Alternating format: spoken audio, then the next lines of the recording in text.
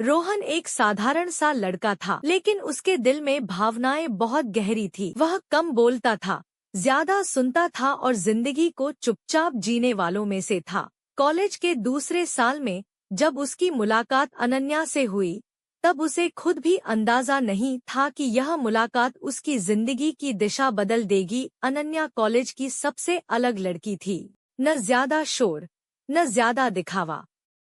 उसकी मुस्कान में एक सादगी थी और आंखों में कुछ ऐसा जो किसी को भी अपनी ओर खींच ले।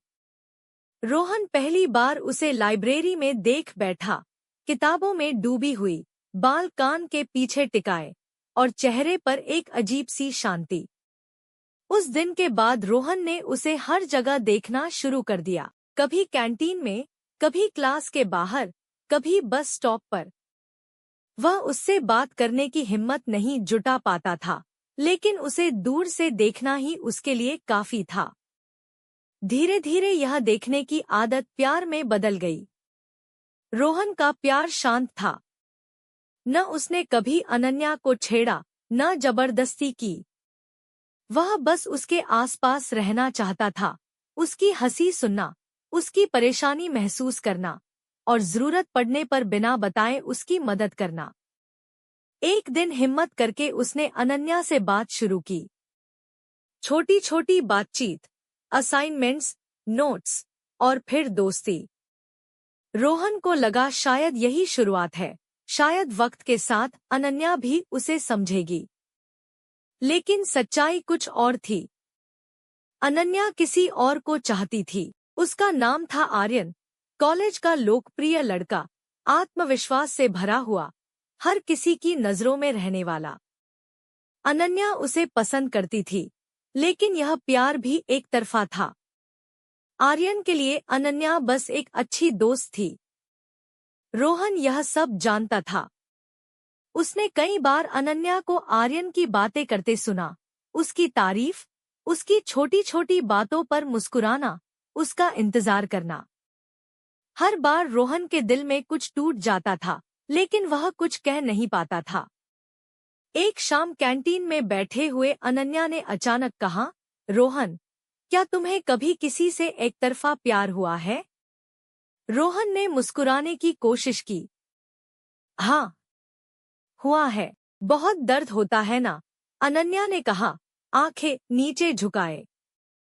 रोहन ने उसकी तरफ देखा और धीमे से बोला, दर्द से ज्यादा डर लगता है कि कहीं वो इंसान कभी तुम्हें समझ ही न पाए। अनन्या चुप हो गई। वह समझ नहीं पाई कि रोहन अपने दिल की बात कह चुका है। समय बीतता गया। रोहन हर दिन खुद को समझाता कि अनन्या की खुशी किसी और में है, और अगर वह खुश है तो यही काफी है। लेकिन दिल मानने को तैयार नहीं था। एक दिन अनन्या रोती हुई रोहन के पास आई। आर्यन ने कहा कि वो मुझसे कुछ महसूस नहीं करता। रोहन का दिल कांप गया।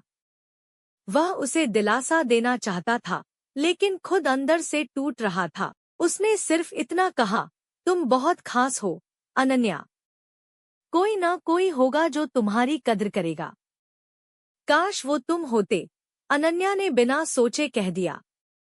रोहन की सांस थम सी गई। क्या? उसने पूछा। अनन्या ने जल्दी से बात संभाल ली। मेरा मतलब, तुम बहुत अच्छे दोस्त हो। उस रात रोहन सो नहीं पाया। पहली बार उसे लगा शायद उसके प्यार की कोई उम्मीद है। लेकिन अगले ही दिन अनन्या फिर आर्यन के साथ हंसती दिखी। शायद उसका दिल अभी भी वहीं अटका था। कुछ दिनों बाद कॉलेज खत्म हो गया। सब अपनी अपनी जिंदगी में आगे बढ़ने लगे। रोहन ने तय किया कि वह अनन्या से दूर रहेगा। प्यार अगर बोझ बन जाए तो दूर जाना ही बेहतर होता है। आखिरी दिन रोहन ने अनन्या को एक चिट्ठी दी। उसमें लिखा था, मैंने तुमसे कभी कुछ मांगा नहीं, न तुम्हारा प्यार,